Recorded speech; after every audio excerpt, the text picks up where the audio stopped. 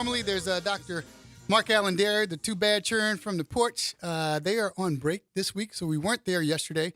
I'm assuming he's on his way. Him and Slater Gator are on their way. We have an awesome show today. I told you this show is an full homage to how it all started for me in 2011, falling into the studio while studying for the LSAT and trying to get away from medicine, and I fell into taking care of my community. I said that to say I'm known for my corny transitions, and here with me is one of my close friends, and actually she's my doctor. She's the doctor that takes care of the doctor that talks to you, and she herself is known, she's on WDSU, as Dr. Courtney Washington. Dr. Washington, I always say Dr. Washington saved my life. She's a family practice doctor here in the city. She owns a business called Florida Lee Aesthetics. They do a little bit of everything, and she has an amazing story. When I say she's from here, she's literally from here. She grew up down the street, around the corner, down over there in Gerttown. She went to Xavier. She went away for school. She came back, stays, and takes care of her community here. Everything about her is New Orleans, and everything about her actually saved my life. I have a problem with y'all, since we family, I can say that now. Dr. Washington was the first one. I said it yesterday on our show. The first one to tell me I was fat. Y'all let me go around, get fat, get fit, get moving, get checked, get fit, get moving, and had all this fat moving around, and I ain't fit none of my clothes. And I did get checked, and my numbers weren't bad, but she dug deeper. I want to introduce you as we wait for Mark Allen to get here, if he comes or not. Again, Dr. Courtney Washington, again, publicly, thanking you for saving my life, and she's one of the most brilliant doctors I know. Dr. Washington, welcome. Thanks for having me, Dr. Griggs. You have me blushing, but my duty, my pleasure. I love my work, and I'm so glad that you trusted me with your help. So I don't want to make this, yes, you did save my life. We can get to that later, but I want to talk about you, who you are, and she has some amazing things coming up here soon. As you know, our community, I like to highlight experts and highlight our community. Tell us about Dr. Courtney Washington, and tell us about New Orleans and how you got here. So I got here because I was born here. I'm originally from New Orleans, grew up in Gerttown, down the street, and then came to Xavier. This has been my passion since I was 5 years old. I wanted to do medicine, and I did just that. So I returned here to serve my community and actually make preventative health more accessible and actually do the education part in the community. On this Saturday, we're going to be having a health screening fair at the clinic at Florida Lee Aesthetics on the corner of Napoleon and Claiborne. We're going to be doing free health screenings and doing the things that I always encourage everyone to do. Know your numbers. Don't hide from it. Speaking of numbers, what's the address to your practice? 3001 Napoleon Avenue. 3001 Napoleon Avenue, and we'll get to what type of screenings will you be doing, and is there a student wellness club, a student health club? Yes, so Student Wellness Club. So Student Wellness Club is a membership in a club that I created for our students. We have a lot of colleges here, and a lot of our students are not from the state, so this is the first time away from their family. So this is meant to be a membership that allows them to have their own primary care physician and actually start addressing their wellness and their health concerns and start doing preventative medicine the way it should be done. Starting with getting screened, get your labs, get your vitals. So we're going to be doing that this Saturday. Your vitals, your height, your weight, at point of care glucose. Screen and make sure that you don't have diabetes or pre-diabetes. So again, we're talking about students now. We go deep. This is my WBOK family has been such for like 15 years. Again, I say New Orleans is a city that taught me how to not only love myself, but forgive myself and take care of myself on days when you have those days where you feel like the world's against you. Collectively, it'll be a stranger that will say, "You all right, baby? It's gonna be fine. You keep doing what you're doing." Let's start from Doctor. Let's go back to Courtney. Let's start with before the doctor. What made you want to be a doctor? Where you went to school? Who your people is, and how'd you get here? What made me want to be a doctor is trauma life in the ER. It was shot in New Orleans. So back way in, the early 90s, when you had like network TV, TLC used to be all of the doctor shows. Stop talking about the early 90s like it was that long. Mind you, I'm Gen X now. Be easy. It was a little while ago. Easy. See, I told you she was young enough to call me fat, and I didn't get offended. Keep going. I used the F word. But that show really stimulated me. I loved watching it. I used to watch it with my baby dolls, and I said, "Well, that's down the street. I want to do that." So as I went along, I started reading more books about medicine and science. I always loved plants and how they work and things like that. So I also did all of the programs with Upward Bound and Xavier that actually helped to nurture my love and interest for medicine, for science, and those things. And then it blossomed from there. Since I was 5, you couldn't tell me I wasn't going to be a doctor one day. So it started with a TV show and the fact that it was here in New Orleans where you were exposed early. What was your journey from there? What school wise and what did you do? So I graduated from high school in 2005. So I was all ready to start Xavier. Started Xavier, had the time of my life for orientation, then bam, Katrina hits and just ruins Boom. my whole little freshman year. But we did come back. I finished my undergraduate education when I returned back that following January. And it was a great experience. It was very different in a post Katrina New Orleans, but most of our staff and faculty was great in mentoring me to help me achieve my goal of getting into medical school. So when you started at Xavier, did you know that first of all, did you know that you wanted to go into family practice? Did you ever see yourself being in media? Just now, you got to give it to now. Okay. There's no shame. We sit on the front porch Good every week, and I've been sitting there a long time. I can go deep now. Right? Hey, So give it's it up to to him. you. So I did not. I didn't think family medicine initially. In undergrad, the surgeons have all the fun. All the shows are about all the surgeons and the cutting and the drama. So and also you don't have to know what type of medicine you want to do, but I was going to be a surgeon back then. I wanted to be either reconstructive plastics because trauma life in the ER. I loved how they have traumas and then they go and they fix their face and make it all nice. But as I got more into my studies and kind of looked at my personality and what makes me happy, I love everything. So I looked at dermatology, I looked at emergency medicine, I looked at so many different fields, but family medicine gave me everything. Hospital medicine, clinic, it gave me time to talk to my patients and really allowed me to see different areas of medicine and almost feel like air traffic control. Let's build our little team here and see if it's something I can handle or do it with my specialists. And what I've loved about it, 'cause it wasn't family medicine wasn't my first choice initially, is that I get to really follow my patients on their journey. So if it's diabetes and we want to optimize your numbers with that, I can do that better on the outpatient setting than in inpatient. But I do carry an inpatient and emergency medicine at times as well. So you can hear me soften my voice. Dr. Derry, Mark Allen has come in with Dr. Slater. Slater Gator is here, but he's asleep. So try not to wake him. As we say, it's get checked, get doc talking, get checked, get fit, get moving. Docs and dads, and normally we rotate, holding Slater, feeding him and burping him while we're on the air. But I'll try to be as quiet as I can while Slater is getting his rest. M.A., welcome to the show. You came just in time. My next Thank question you. was about to go there. Good to see you. How are you? Nice to see you as well, Dr. Derry. Thank you. So DOs unite. DOs unite. So as Yes. usual. What DO school did you go to? I went to school in Maine. Oh, wait Oh. now. Wait, hold on. You came in just in time. Don't skip chapters. I was just telling him that he came in at the right time. And that's the synergy because I was just about to ask her journey to med school. Right. And now I'm going to step back and let the deal. So you finished Xavier. Talk about your path to medicine because, all of us have had convoluted paths to where we are sitting now in these chairs, and they're all good paths to take. Yes. So I actually didn't get into medical school the first time. Everyone does not get into medical Nobody school the talks first about that time. story. So let's That talk about actually- it. Please, let's talk about it. So Katrina happens. I didn't get school schedule, so I finished in 3.5 years, let's call it.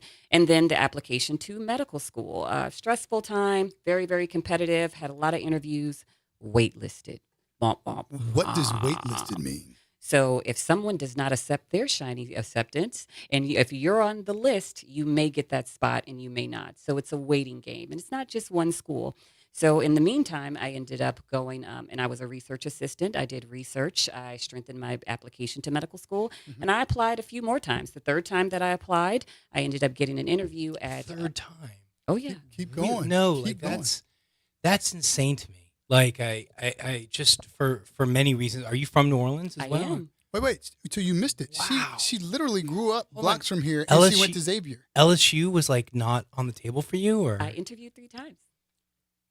But I work with. I I'm stunned. My roommate right now, the one I talked to you about, this nephrologist, I had him move down here, and he applied 5 times, and he got in. Do you understand, folks, what the purpose? My existence in life, my superpower is I have super friends, and I told you, like, I'm surrounded by brilliance. Dr. Washington is, I told her she's my doctor. Listen, there's a lot of brilliance on one side of the table, and we're barely making it up between the two of us to balance it out. All the brilliance is over in the room, asleep in the corner. Hey, Slater. Don't wake him up. If you wake him up, I'll hold him. But my point is that, again, this is a journey. This is a calling. Dr. Washington talked earlier about it. I said, when did the light, and I want to get to you about that. When did that switch first flip? Mine, I told you, I was short, and I looked across the hall. There were tall dudes. There were 16 with Adam's apples, and I looked on the other side. It was all girls, and I had a shot because I would be the only boy in the room, and my voice hadn't changed. It still hadn't changed. Right. But I fell into medicine, met the brilliant mentor that Dr. Derry introduced me to later, which was surreal, an infectious disease doctor, Dr. Peacock. The light for Dr. Washington went off when she was 5, watching television. I want to get to your inspiration, but I want to come back. I want her to finish because she's going to bring up where she actually went to school, and then I'm going to let you guys riff it. All right. Yes. So on the 3rd time that I applied more broadly. I applied more to colleges, medical schools outside of the state. I'm a first-generation physician. I did not have anybody else that was, in that lane to say, hey, you should. So it's a little bit of a process. When I did interview at Morehouse, I ended up meeting someone in the interview, and she told me about a school named PCOM because they actually had a master's program that was in the evening time just in case we got waitlisted again or whatever happened. So I ended up doing that master's program. What is PCOM? And Philadelphia College of Osteopathic Medicine. Right. She's basically saying this is where I discovered osteopathic medicine. Correct, because I had no idea what it was. I know where this story's going. I was killing it in their master's program. I was a research associate at Emory, and I was doing some really cool nephrology research. I had been a research associate at Xavier, did some cool research there. So I did that master's program in the evening time, and it was pretty easy for me. I mean, I killed it. My professor not surprised by that at all, by the way. Thank you. But my professor, he saw me because I was like, I'm going to reapply to LSU. It's cheaper. It's in-state tuition. I'm afraid of debt.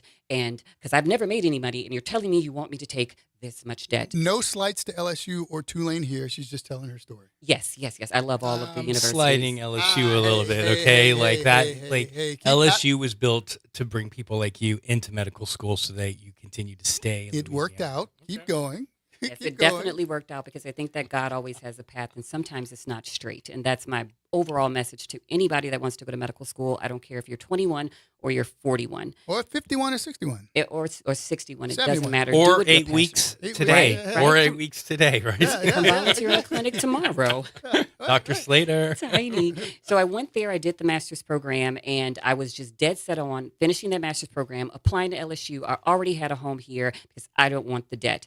My professor said, you are brilliant. You're going to apply to this medical school, and you're not going to wait. And so I applied. They interviewed me the first round, and I got my acceptance letter. And I was like, well, I want to wait. I'm afraid of the debt. This is so much more expensive. I'm away from home. My mentor, Dr. Mattiosci, thank you so much. He said, let me tell you something. For every year that you delay, because I cannot promise you that we will give this acceptance again. The average salary for a doctor is this. You're wasting that much trying to play the game of trying to get into a school and save money that way. So I weighed my pros and cons, and I did it. And I'm so glad that I did it because the osteopathic principle, actually, I think that I'm able to offer my patients a lot more as far as preventative health and things that I can do with osteopathic manipulations. And I love the motto of mind, body, spirit. And I love that medicine is also moving more towards wellness overall. So this is where I want to start to fade, and I want to talk. 2 of the most brilliant physicians I've ever met in my life are sitting on either side of me, and I didn't even know what an osteopathic school was. Dr. Derry, quickly tell your story, and don't leave out the wine. Keep going. I do not leave out the wine. That's important. You don't understand. That's important. The wine. Remind me. Didn't you work in a winery or something what was it you did in another country? I was hitchhiking. I dropped out of college. Yeah, keep going. That's yeah. okay. But we need to tell. You don't want to go to for understand. We are regular. Oh, I see that. I see what you're saying. Got it. I did there. Everyone talks about the straight line. Nobody talks about. So all right. So my father was an optometrist in Los Angeles. Shout out to optometry. And he was an OD. And our family doctor was a DO. And I didn't know that in California, as you know, all the DOs got absorbed into MDs, all their licenses. Is that something you learned about? No. So yeah, in the late 60s.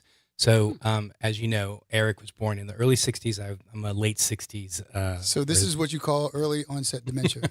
Because folks, you heard it here first. So in the late 60s, all the DOs in California got converted to MDs. It's a whole, and and actually this is going to lead to actually a really interesting story that I think you're going to appreciate. I know what I'm doing. I know. So I grew up with my father, who then became an HIV doctor, because in those days they didn't know what HIV virus was. Correct. And so looking into the retina for a CMV retinitis, which is a complication that people with advanced HIV get. Hang on one second. Sorry. So this is dads and docs and dads happening right now. I got it. Okay. So you'll undo. So I was around HIV, and my dad took me to his office a lot and showed me HIV. So this is the early 80s, again, before there was even an awareness of what HIV virus was. Because he was able to do a slit lamp exam and look in the back of the eye, he was able to diagnose people. You know, if you were 22 with CMV retinitis and you were gay, then, that was AIDS, what we used to refer to as AIDS. So that, in my mind, kind of locked in kind of infectious diseases for me. I got into I went to college. I dropped out. I was not interested. And what Doc Griggs is talking about is that I just hitchhiked through Europe and found myself on a vineyard in France, and was just like initially stomping grapes. But then initially I just became the guy who kind of walked around with the bucket of grapes with the bees all around me. And I had to sit and like be in a Zen mode for months to not get stung by these bees, because that was the most dangerous job. Nobody wanted to do it, but it was the easiest physically job because you weren't picking and stomping grapes. And it was right around that time that I was just like, not fun. Like, I need to do something. Infectious diseases is my thing, and I really wanted to not punch a clock. And it's more important for me to also be able to care for people, and my passport to the world was going to be my medical degree. So when I came back, I finished college, and there was a movement in those days, so this is the early 90s, in which a lot of the kids in college where I was going to osteopathic medical school. Watch the shades you'll throw at the early 90s. Be careful, old man. Be careful. In Eric's case, it was the mid 80s, but there it is again. That's two. And that was largely because we were at it was California. We were hippie dippies, little punk rockers, just like very, very alternatively minded. And so there was a big movement that went to UNICOM, University of New England College of Osteopathic Medicine, which is in Maine, in Portland, Maine. So I ended up, I was one of those very, very lucky few. I just submitted one. I remember the day, because this was you remember this? Yeah. You did your application by mail. Yes. It was by hand. Oh, it was man. written out. You actually had to go to a mailbox. Do you know how embarrassed your young self would be if you saw your handwriting now? Because you had you had to I remember I was holding the application, and you had to apply to one application per school in those days. It was not multiple. It was not one application that went to multiple. There was 10. So it was no standardized medical No. application. So you had to do that for You each had to do school? each school. So let me explain. That is applying to medical school. That application is so incredibly long. Oh. Go and Google this, the medical school standardized application if you're interested. And each medical school had their own application, of course, in those days. This was very, very non-standardized in those days. With a different essay and different essay, and everything had to be written out. Yeah. It was very, very, very long and time consuming. What that also did is it prevented students from applying to 100 medical schools, right? You had to really focus your attention. I applied just to the University of New England. I got an application. I got an interview. I went. It was a very, very heavy snow day, so I got interviewed just by one faculty member. Mm-hmm. He loved me. He was the pharmacologist, and he was also an HIV pharmacologist. I made him laugh the entire time. I laid back, surfer, California kid, whatever, and that was it. He's like, "You're in." Like, that's it? Real quick, mate. I want both So- of y'all to address. So I cost. apologize for the very different No, no, but it experience. makes sense, and that's the difference in the. I want to talk about the cost. Yeah, as just opposed hold on. to Before one- you do, I one just want to thing. also say Oh, that I was just a know. different time Correct. that I went to medical. Because when I applied for residency, I never applied. I joined the match, but I never ranked. I never went interviewed in any medical school, in any programs. So it's total. When did you graduate from medical school? In 80, well, I did an DO intern. I did a fellowship, so it was supposed to be 88. I did it in 98. I graduated in 99 technically, because I did this big research thing where I showed osteopathic manipulation on Yes. a animal model. But I'm getting to something even bigger. Gotta go to break. Okay, sorry. No, keep going. Keep going. Well, you know what, folks? We're going to hold that story till the other side. We're going to, Slater Gator needs to be attended to a little bit. And what we'll do is we'll be right back. We'll continue the story about DO school. And I want them to talk about the cost and this whole journey. We're going to finish in an amazing place because this is an amazing alternative that people don't know about. See y'all on the other side. You know how to do that. In New Orleans, we move really well. We hop, we skip, and everybody knows how to just do something. I'm Wendell Pierce. Thanks for making WBOK your station. WBOK. What if you could pull up a chair at the same table as your doctors? Join me, Kimber White Dupree, as I welcome board-certified physicians, Dr. Princess Dinner and Dr. Darlonda Reno Harris. For Table Rounds, we're bringing those meaningful medical conversations out of the hospital and into our community. Health topics that matter most, from the health disparities and menopause to mental health and much more. Table Rounds with Dr. Princess Dinner and Dr. Darlonda Reno Harris. Every fourth Monday at 10 a.m. on the front porch, because better conversations lead to better health. Wake up and join us on the Good Morning Show every first and third Friday at 8 a.m. to hear our friends at New Orleans & Company, the official destination sales and marketing organization for New Orleans and a driving force behind our city's cultural economy. Learn more at www.neworleans.com. This invitation goes out to all of us unworthy sinners who's been saved by the grace of God, where you and I are only made worthy by the blood of the Lamb and our Lord and Savior, Jesus Christ. We're FIJTC, Faithers in Jesus the Christ. My name is Mr. Rocky. You can tune in to WBOK 12:30 a.m. Sunday mornings from 8:30 a.m. to 9 a.m. Hope to see you there. This is Doc Graves here with the free agents. Trying to encourage you to get out, get checked, get fit, get moving. That's the only way to do it. The only way we know how in New Orleans. Hello and happy Thursday. Welcome back to Doc Talkin. Get checked, get fit, get moving. Dads and Docs. I'm here. My partner in media and on the show off the front porch, Dr. Mark Allen Derry, and our guest today is the amazing Dr. Courtney Ariane Washington. My doctor, proudly to say, and I'm going to keep saying Dr. Washington saved my life. We'll get into some of the things that we're all three media docs. She's a mommy of two amazing boys, so it's dads, docs, and moms too, or moms and dads and docs. But what we're talking about today, I was just talking about both of their amazing journey to get here.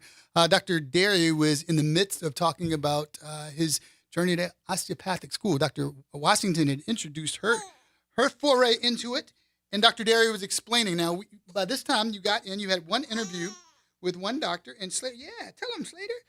You had one interview with one doctor, and take it from there. Yeah, and I just got very lucky. The osteopathic philosophy kind of sat with me very, very well. And as I was saying, we were talking about residency.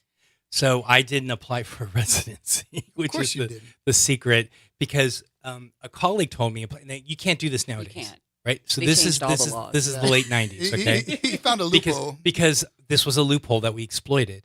So what happened was, in those days, a lot, especially in internal medicine, a lot of people who were applying to internal medicine were foreign medical grads. Now it's way, way, way, way the past, right? That's not the case now.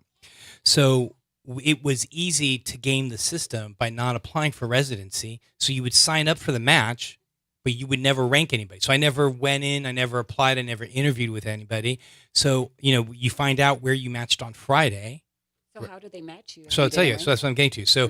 So on Friday is the match day, right? That Monday, the list gets released who didn't match. Now, all of a sudden, I had 20 medical schools coming to me wanting me to Scramble. They were coming after me. I was Right, no you longer have to fill coming those after spots. them. I didn't have to spend money going and interviewing and fussing and wearing a suit and all that stuff. Although wearing a suit, I love to wear a suit anyway, but I didn't have to deal with that. Black in 102 degree weather. Yeah, you're Anyway, right. go ahead. And I'm looking no. good doing it. Do you see these shoes? Look at these shoes. Now, those are fly. Those are red tops, not red bottoms, and they are Mark Allen special. Right.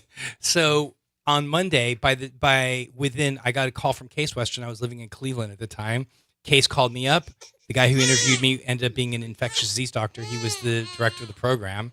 I was going into infectious diseases, and boom, I secured my residency program, which was, again, knock on wood, was That's very incredible. The process is so different now, so Yeah. different. Back then, could you graduate from medical school and get a full medical license without doing a residency program? Yeah, so then back Yeah. then, that's where it falls in. You would do a year of internship. You and would- you could yeah. do a general practitioner. That's where I fell in.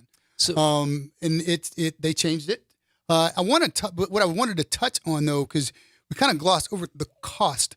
The cost. So you would apply to 10 schools, and you would have to pay a fee for each one, right. different application. I'm not sure how different it is now, but like it It's was. the same thing. This is not an end as you take your board exams. a couple You of have to pay $1,000. for that to apply to residency. You have to pay for that. I mean, it's a cost. You pay a lot. When I'm Right. applying to residency, we don't pay necessarily. Like when you finish your last year of medical school, you can do a sub internship for your competitive one. So I did one at Beth Israel Deaconess Hospital, one of Harvard's hospital. I did one at Duke. I did one at Emory. I did one at LSU. And you're like gunning for one of their spots because emergency medicine, ophthalmology, dermatology, they're so competitive. Like they'll have 2,000 applicants for maybe a class of 10 people. So when you do the sub internship, you get to meet the residents and do that. So when you go to rank, you submit which areas you want to do. So you have one personal statement there. So if I want emergency medicine and I'm applying to dermatology, it wouldn't be compatible. So it kind of bottlenecks you into really picking one specialty and sticking with it. And the scramble is the same way. If you don't match that Monday, because everyone finds out if they matched on Monday, if you don't match, then you enter the scramble. So it's looking at this big old list, see what open spots, and then your phone interviewing for who God knows what. And then on Friday is when the official match day is. The people that matched on Monday, they find out where they're going because they don't know where they're going until Friday. I never even bothered. It's terrible. Like it was just no. On Monday, I just got a phone call. I was getting calls. In those days, I was getting paged. There was no cell phones in those days. Beeper. I know. I mean, we're And if aging it was ourselves important, here. 911 on your beeper, and you just had to tell people not to. So I just picked up the phone. I'm like, hello. And they'll be like, hi. Because you had to put your pager down. That was the only way they could get in touch with you. So you had to have a pager. That was your equivalent of a cell phone in those days, was you had a constant number. That was a pager number. Pocket full of quarters. Yeah. And then there's that too. Well, in Eric's time, they were nickels. For me, they were quarters. So that's the third, folks. This is Right. this is 2017 this is- is that cell phone. That you cell heard it phone here was first. just- Yeah. So again, I want to go back to because there's a lot of assumptions that we make between the three of us because we know each other. The difference between the osteopathic school, what's learned, and how it's benefited you, and traditional medical school, you just kind of glossed over. And I was because you were on a roll, and I wanted y'all to talk. They merged the DOs and the MDs in California. Tell people it's actually an enhanced version of med school.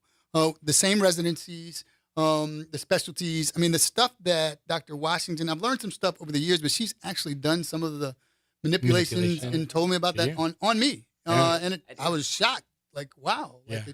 I love OMM. I'm an HVLA master. Oh, please do my next. Yeah, Sir, I am. what's long lever me, please? I am so the an difference HVLA is master. it's an enhanced lens. Talk about the difference between the lens between osteopathic school and medical school.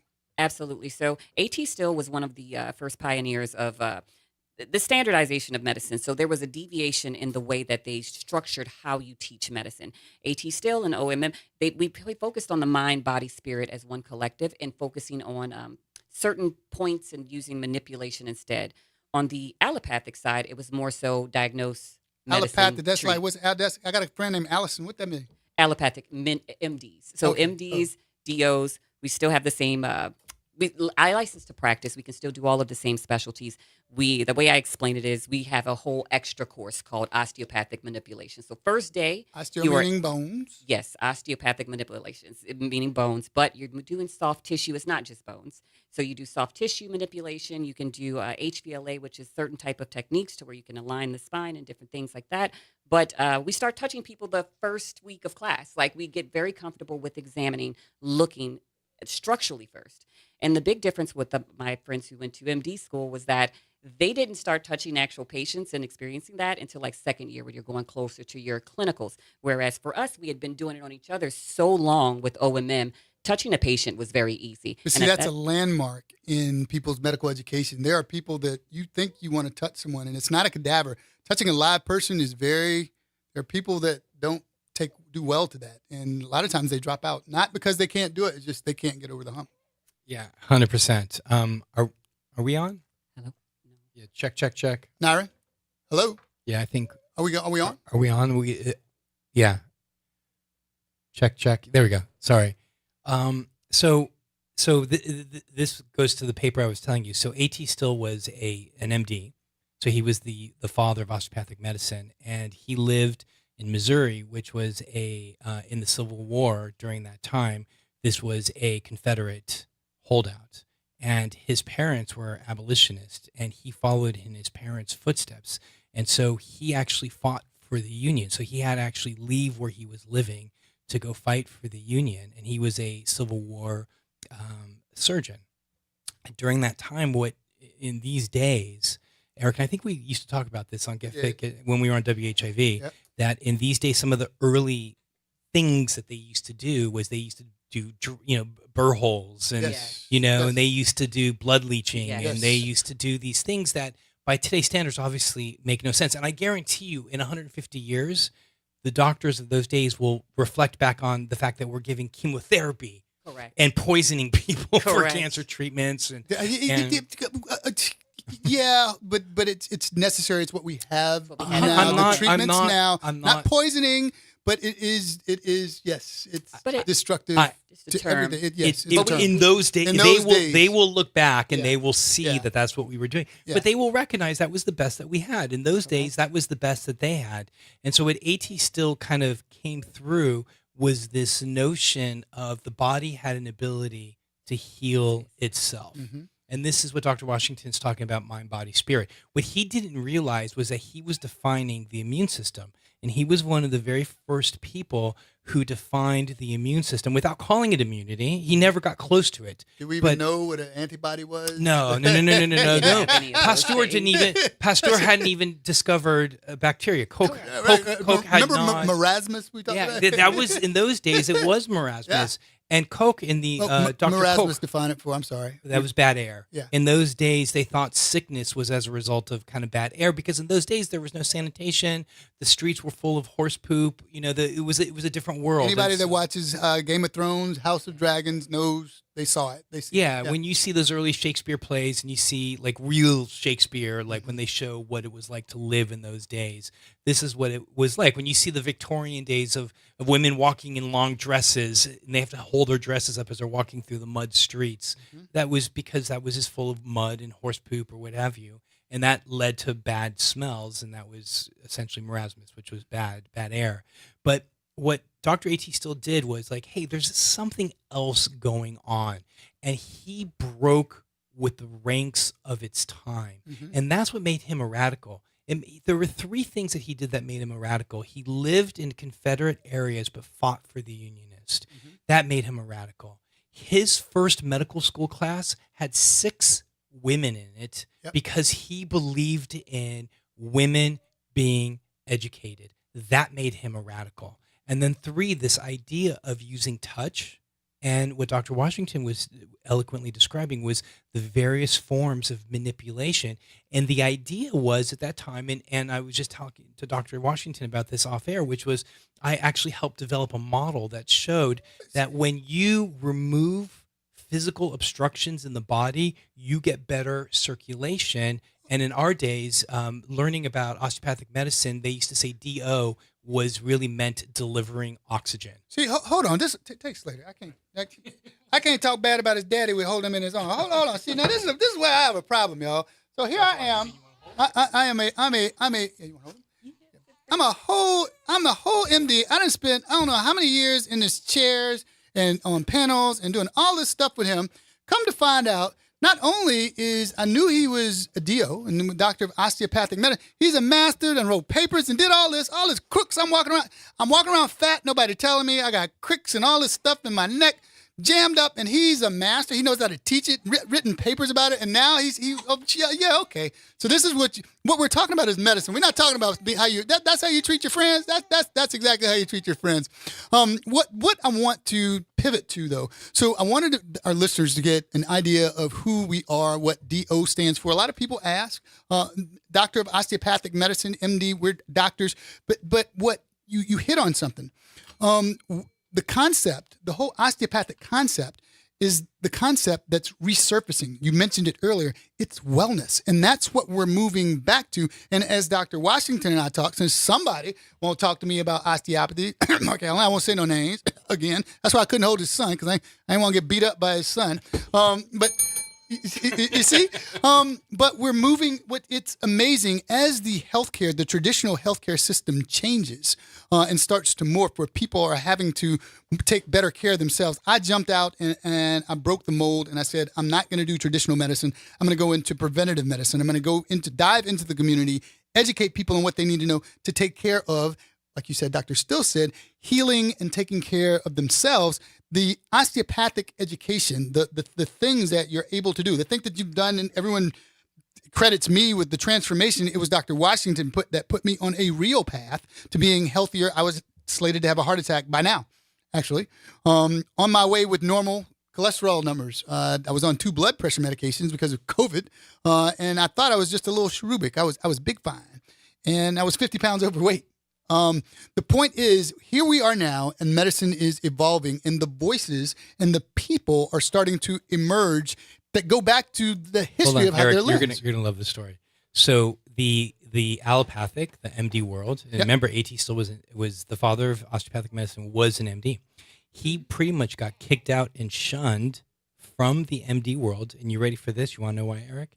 He was kicked out and shunned from the MD world because he was the first person that actually talked, and he quote him about preventative medicine. Wow. He was the first person who talked about that the environment affects your health. The things that you eat affect your health. The things that you do for a living can potentially affect your health. Get moving? Hold on. They pretty much had to kick him out of the MD profession. And listen to this. He had to start a whole new school of medicine. Wow. AT still was a radical. He fought for the unionists. He made sure women were in his classes. Wow. He cared about the environment and community. He made sure that preventative medicine was a key part of what you did.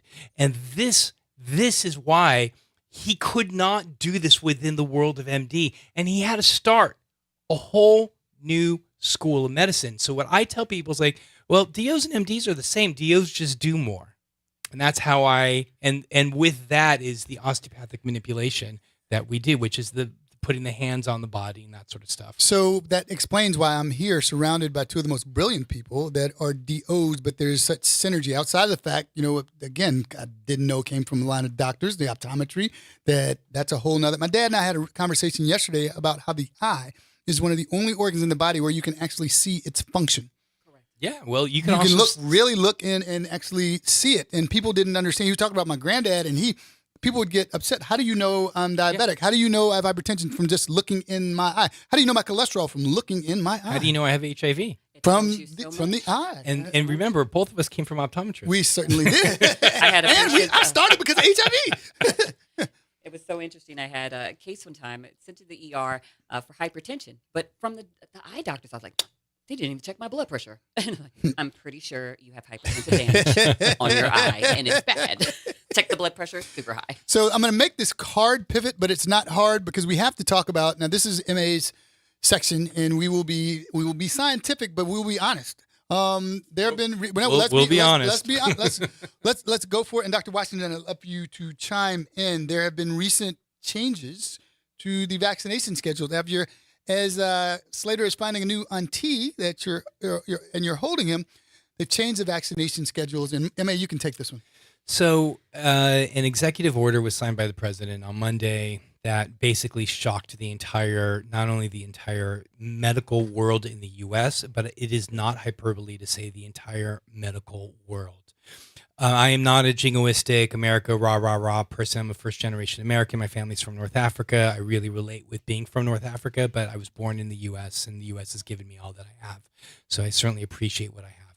But I will say this: we have been, to a large degree, medical leaders in many, many ways, and largely the CDC has been the crown jewel. And in fact, many other entities around the world have their own versions of the CDC. There's the African CDC. There's the European CDC. Many other countries have followed our model of the CDC. And so we have done infectious diseases really well, largely because we've had an excellent vaccination schedule.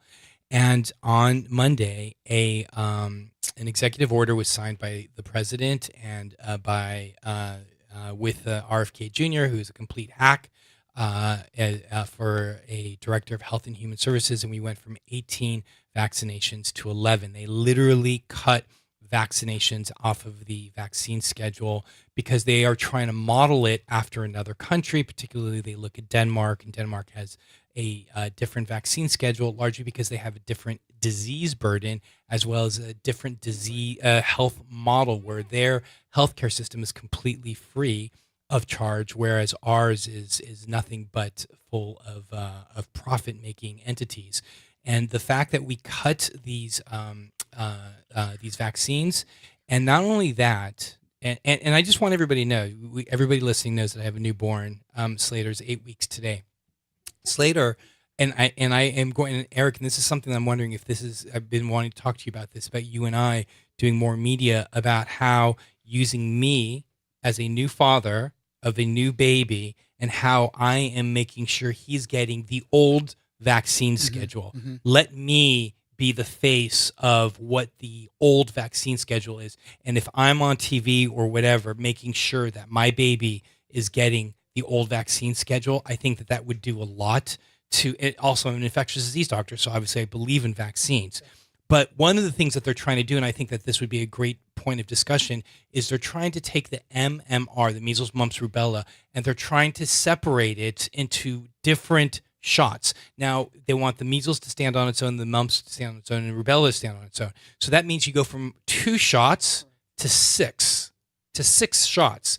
And all they're trying to do, and this is the honest part, Eric, and I'm going to be honest, and we were honest last week when we were on with Graylin and Kimba, okay? They are trying to make it more difficult. They are putting more barriers for parents to take time off to get their kids to get their shots. So, yes. The answer is yes. Who is going to be affected by it? Wait. I want Dr. Washington is a family practice doctor. And rather than me time, I want to hear it straight from the field, your perspective. The answer is yes. But Dr. Washington. My perspective's I echo some of your sentiments. My perspective is a little bit different because I always kind of individualize my patients' vaccine schedule because I started practicing and finished residency in 2020 during COVID, right? So everyone was behind schedule. So I don't like the separation of the vaccines. I don't want to poke a little baby 5 times. My maximum amount of sticks per visit is 3. I don't like doing that. But I think that what I think the public needs to understand is when a baby is born, usually they're protected by some of the mom's antibodies, right? They don't have much as far as defense of much. Mm-hmm. So changing the vaccine schedule that actually worked, I would advocate for your child and talk to your pediatrician and see if that going back to the old vaccine schedule is appropriate for your child. Are you saying this in terms of catching up? We know that there's a catch up, but again, from the ID perspective, folks, I want y'all to hear this real conversation. So in terms of, and Dr. Washington, I hear you loud and clear. Certainly being a frontline worker, I'm an internist, so I don't necessarily need to do pediatric vaccines. And if I do, and I'm more hospital based, as every year I'm more and more hospital based. You can give him his chupa. He may want his chupa. The pacifier, sorry. No, Um, oh, yes, sir. that's what Yeah. my Spanish-speaking grandmother used to refer to it as, is the chupa. There's your chupa, baby. There you go. There we go. The vaccine schedule has worked incredibly well for all of these decades. They have been studied. The ACIP has 17 of the most brilliant epidemiologists, infectious disease doctors, and scientists. The ACIP is the Committee for Immunization Practices. I forget what I always forget what the A stands for. The something committee for, but essentially Yeah. it is where all the vaccine recommendations come from. They have been working for decades to create the most streamlined vaccine schedule that decrease the most amount of barriers to maximize the number. Go ahead. Advisory Committee Advisory on Immunization Committee. Practices. So they are the people who have created the optimal vaccine schedule to maximize the number of people getting vaccinated. Because again, people of means, people who don't need to work 2 jobs, people who are not working minimum wage jobs. These are people who can afford to take time off, go to the pediatrician, get vaccinations. They have a pediatrician. But in the state of Louisiana is the number 1 state in the country where people don't have primary care doctors. They don't have pediatricians. And so when on Monday night, on Tuesday night, I saw a colleague from Case actually was on MS Now, and he was on Nicole Wallace's show, and he was basically, he was talking about the executive order that was signed, and he was leaning into we really need to follow up with your primary care doctors, you need to follow with pediatrician and all this stuff. And I was like, no. That doesn't work, because the people who are going to be affected by this mostly are the people who don't have those caretakers. Or they don't even know that. So a lot of people don't really understand what a PCP is. So with that, folks, we're going to come back. We're going to continue this discussion, and we want to end on, Doctor, we want to highlight your event, what you're doing, what we're doing, the purpose of the screenings and wellness. We'll see y'all right on the other side, continuing our discussion with Doc Talkin. Get checked, get fit, get moving. You know how to do that. In New Orleans, we move really well. We hop, we skip, and everybody knows how to just do something.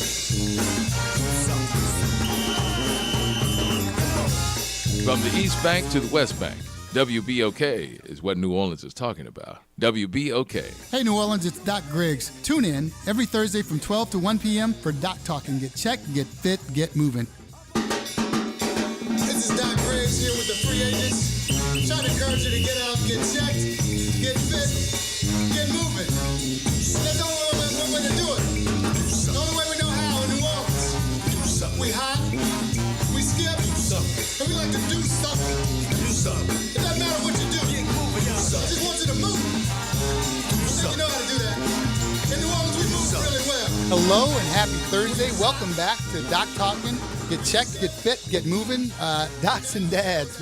I'm Dr. Eric Griggs, Doc Griggs, and we got Mark Allenderry Hello. on the other side. And today we're joined by the amazing Dr. Courtney Washington here. Dr. Washington, where's your practice located? It's located at 3001 Napoleon Avenue on the corner of Napoleon and Claiborne, right in between Verizon and Green Tea Restaurant. Dr. Washington is local. She's homegrown, and she's here. She's a family practice doctor. She has some amazing things. Our conversation has evolved from you getting to know the educational path of both Dr. Washington and Dr. Derry along the osteopathic path, or the DO path. Obviously, it leads to brilliance.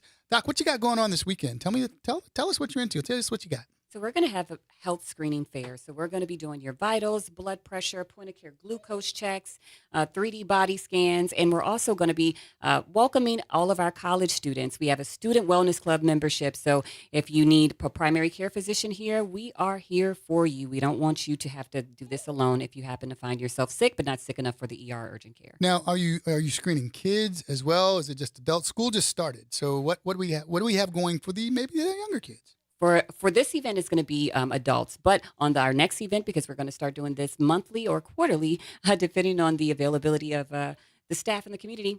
So we'll start having more pediatric screening as well. So, MA, we're not the only two media doctors. Let's talk about your journey to who you are, where you are now. Talk about the movie that you were on. we just want to highlight you. Yes, so I do. I am the medical consultant for WDSU News. I also have been the medical consultant for the Disney Plus series called The Crossover. I believe that we get a lot of our information from media and the news, and also in TV. I like to highlight those stories, and at the end of a story, even if it's not a medical show, to say, hey, maybe I should schedule an appointment with my primary care doctor. So that's my passion, and that's what I do as well. So I'm not to take. I didn't want to steal that the break got in the midst of our thunder. Right now, we want you to talk to your primary care doctor or your healthcare provider about your MMR schedule. In spite of these, now these are recommendations. That's the one thing that we want to discuss. Though things might change from the top, your individual care is between you and your healthcare provider. Yeah, 100%. And I would recommend, again, as an infectious disease doctor and as a specialist coming from this field, that if you do have young children, as I do, I have an 8-week-old today, he will be getting vaccinated using the old ACIP vaccination schedule that is recommended by the American Medical Association, the American Academy of Pediatrics, as well as all of the states on the Western Seaboard who are coming up with their own recommendations. That includes Hawaii, California, Oregon, and Washington State are forming a pact to come up with their own vaccination recommendations, which is basically aligning exactly with the former vaccine schedule. The ridiculousness of this, if we could just go back to it one quick second, is that the executive order is mandating the splitting up of the MMR, the measles, mumps, rubella, but these are not FDA approved medications at this time. There's no vaccines, so these shots don't even exist at this time. So explain there's no that. individual measles shot. There's no individual mumps shot. There's no individual rubella shot. So this is deeply unserious. And all this is something that you and I talk about regularly, Eric, is that this really comes down to misinformation because those shots don't exist individually. And if they are mandating that these shots get done individually and they don't even exist to this time, it just shows how deeply unserious this is. So, which is why, that's why Dr. Washington was saying, have this conversation, this very serious conversation with your doctor regarding your babies, regarding yourself, and they will inevitably look at like those shots don't exist. We're going to do what we know absolutely works, and we'll move forward to keep your family safe and healthy. Dr. Washington. Absolutely. And also on top of that, just to add, when patients are going to medical school, they always get titers just to see what your antibody level is for those childhood and pediatric vaccines that you did have. And say if their measles titer is low, we also give the MMR vaccine. I mean, you just... So right. I do. We have 8 minutes left.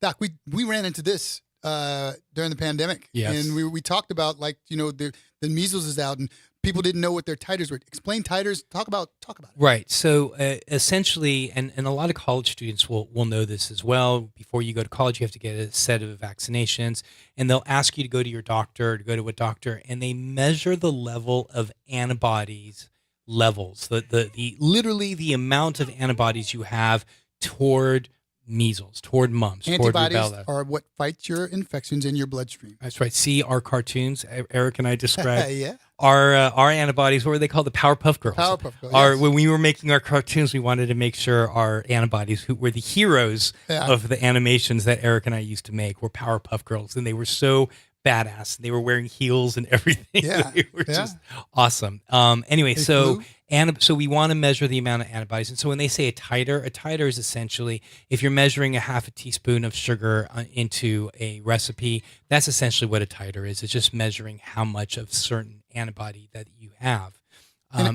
Go ahead. No, it's your area of expertise. Explain the importance of having this conversation. Yeah, it is important to have these conversations with not only your loved ones, but also with your physicians. And if this is not possible, please recognize that there are these FQHCs, which are low cost, federally funded healthcare clinics that are all over the country. Certainly, we have a lot of them here in the state of Louisiana. And if you just Google FQHC and put in your location, they have sliding scales. So if you are a low income worker, they will make sure that your doctor visit will be commensurate with the amount of money that you make. And it's important that everybody gets seen as Eric always says, everybody gets checked, they get fit, they get moving, because it's so important so that you're not only there for yourself, but importantly, you're also there for your family And as well. understand, I mean, we don't have long to go, but I've had conversations with both of y'all. The reason that these things exist is because these are diseases that can be terribly infectious and potentially fatal. Ding, ding, ding. And more importantly, preventable. Preventable, very much preventable. Dr. Washington, in our last, we have 6 minutes left. Go for it, riff.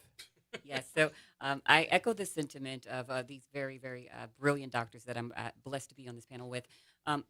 Take control of your health. Also, I know it's a time where a lot of people don't have insurance or they have high deductibles. There's also the health department. They really do have vaccines at a very affordable rate if you do need vaccinations. And there's a lot of information. So just make sure that you do have a primary care provider, not the urgent care. They're not your PCP. Make sure that your children have a... Hang on. See, that's what woke slavery up. See, this the kind of data you got? You see this? I work So urgent care. important. So important. And so you don't want urgent care managing your chronic conditions like hypertension, depression, anxiety. You need an actual physician or a group that knows you so you can have that continuity of care. Make sure that you get all of your vaccinations. We're going into COVID and flu season.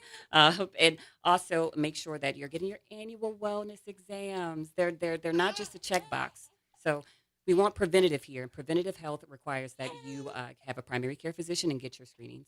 And also, let me just say this. Get your kids vaccinated for HPV, so this way they don't need to get those annual exams. Right? Yes, So I would imagine, I used to have to, when I was an ER doctor working in a women's hospital, that's not a comfortable exam. I've seen it a million times, and I've done them a million times. They're not comfortable. So if you want your daughter to not have to experience the same thing you have to do every year, get them vaccinated for HPV. So, and this is the thing that I want people to understand. COVID was, I didn't realize the trauma that we went through during that time. Everything was a challenge. People wanted to fight. They showed up at my house. There were all kinds of things that happened. Eric, tell the time that you had to go to a gas station parking lot to do like at 4 a.m. to get like antibody tests. Or Yeah, something. because there were people hawking all kinds of things. It was a rally. Well, it was next to the gas station, next to a rally's parking lot to pick up a test that this guy was trying to peddle. I mean, it was a time. It was a trip. It was a little trip, and not knowing that we knew each other. Go figure. And you were the one that they were having to talk to. I'm like, dude, like you hustling. And that was the thing. It was a time for opportunists. And I say that very carefully. Misinformation and disinformation can be serious. It can be harmful. We're here based on the science and the medicine that we were taught. Our job isn't to sway you one way or the other, but our job is to give you information. Just like when you go with your doctor, you can opt not for a certain treatment. These are your decisions. We just want to give you if you think that TikTok and the social media gives you better information, that's up to you. Just like we told everybody during the pandemic, we have to be here regardless. We're going to give you the information. You can have this test, and you can do with it what you will. You can be treated or not treated. It's the same thing with vaccinations, which is why we want you to have conversations with your specific trusted healthcare provider. 100%. Agree, 100%. And in fact, I will give you... And it's not 4 a.m. in Rally's parking Dude, that was lot. the greatest story in the world. And also, when we got tested for antibodies, you know who had antibodies? Eric did. Which is why I got Eric got sick during Mardi Gras. And I almost got kicked off the air by the FCC because they asked me how I was feeling now, and I'm going to scare you. I said, I feel like sharing.